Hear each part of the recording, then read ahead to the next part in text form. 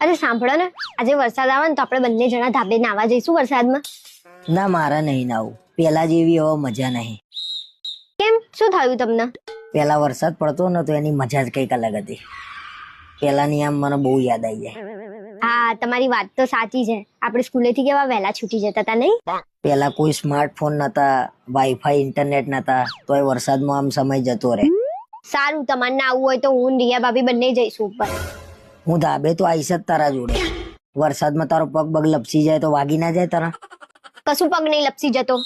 તમારું દિલ લપસી ગયું છે એનું શું? અને હમણાં તો જૂની જૂની વાતો કરતા હતા.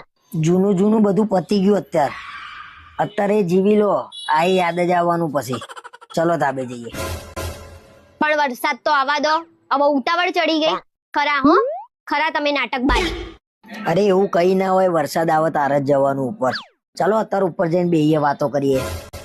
શરમ વગરના વિચિત્ર માણસ. કશું રિયાન નહીં બોલાવાની. આપણે બે જ જવાનું છે ધાબા ઉપર.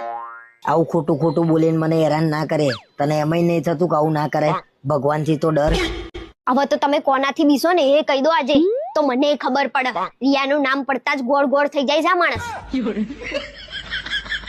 આ વખતે મિતને રમાડવાના બાને રિયા ભાભી જોડે નાવા તો જવાનું જ છે.